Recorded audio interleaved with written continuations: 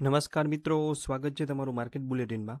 આજે છે તારીખ 26 ઓગસ્ટ અને આજે છે ગજ કેપિટલના આઈપીઓનું લિસ્ટિંગ। તો એક જ મિનિટમાં તમને લિસ્ટિંગ સ્ટ્રેટેજી વિશે વાત કરવી છે, એ પણ સંપૂર્ણ વિશ્લેષણ સાથે।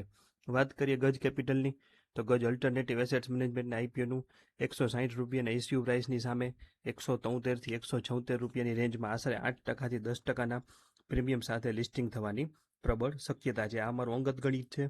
કંપનીના 165 કરોડના એન્કર બુકમાં નિપ્પોન ઇન્ડિયા, ઇન્વેસ્કો, એચડીએફસી લાઇફ અને એસબીઆઈ લાઇફ જેવા દિગ્ગજ સંસ્થાકીય રોકાણકારો પાસે 81%થી વધુ હિસ્સો હોવો એક મોટો પ્લસ પોઈન્ટ છે। વધુમાં બેલેન્સ શીટમાં 95 કરોડથી વધુનું લિક્વિડ કેશ ફંડ અને જૂના ફંડનો શાનદાર ટ્રેક રેકોર્ડ ધરાવતી આ કંપનીનો લિસ્ટિંગ સમયે ભાવ તૂટવાનું કે ડિસ્કાઉન્ટમાં ખુલવાનું જોખમ નહીવત છે।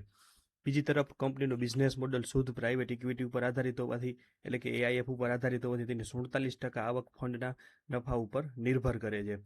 પરિણામે શેર બજારમાં થોડો નાનો મોટો ઘટાડો આવે કે એક્ઝિટ મેળવવામાં વાર લાગે તો કંપનીના ત્રિમાસિક પરિણામો અને આવકમાં ભારે ઉતાર ચઢાવ જોવા મળી શકે છે। આથી આ સ્ટોક રાતોરાત બમ્પર રિટર્ન આપવાને બદલે લો રિસ્ક લો મોડરેટ રિવોર્ડ કેન્ડિડેટ બને છે। લિસ્ટિંગની રણનીતિ અંગે વાત કરી તો જો તમને એલોટમેન્ટ મળ્યું હોય અને શોર્ટ ટર્મ કે લિસ્ટિંગ ગેઇન મેળવવાનો ધ્યેય હોય તો 173 થી 176 રૂપિયાની આસપાસ 8 થી 10%નો નફો બુક કરી અને તમે મૂડી છૂટી કરી શકો છો। જો શેર લિસ્ટિંગ પછી પણ પોઝિટિવ મુવમેન્ટ પકડે તો ઇસ્યુ પ્રાઇસનો સ્ટોપ લોસ મૂકી અને પ્રોફિટ ઉપર ટ્રેલ કરી શકો છો। જ્યારે લાંબા ગાળાના રોકાણકારો પોતાના પોર્ટફોલિયોને સ્થિરતા અને ડાઉનસાઇડ પ્રોટેક્શન આપવા માટે આ સ્ટોકને આઈપીઓ પ્રાઇસના એસએલથી હોલ્ડ રાખી શકે છે। નવા ખરીદદારોએ લિસ્ટિંગના દિવસે ઉતાવળમાં કે ઊંચા ભાવે નવી ખરીદી કરવાથી બચવું જોઈએ અને કંપનીના પ્રથમ ત્રિમાસિક પરિણામો તેમજ સંસ્થાકીય રોકાણકારોનું વલણ જોયા બાદ જ નવી એન્ટ્રી અંગે વિચારણા કરવી જરૂરી છે।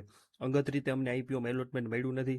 જો મળ્યું હોત તો અમારી ગણતરી લિસ્ટિંગ ગેઇનની જતી અને અમે પ્રી ઓપનમાં બુક કરવાને હતા। પણ એક ખાસ નોંધજો કે આ અમારું અંગત મંતવ્ય છે। છેલ્લો નિર્ણય તમારી મરજી મુજબ કરો। કોઈ પણ નફા કે નુકસાન માટે અમે જવાબદાર નથી। તો આ 2 મિનિટનો તમને લિસ્ટિંગ સ્ટ્રેટેજીનો વિડીયો કેવો લાગ્યો તે કોમેન્ટમાં જરૂર જણાવજો અને આવા તમામ મહત્વના અપડેટ માટે જોડાયેલા રહેજો। આભાર।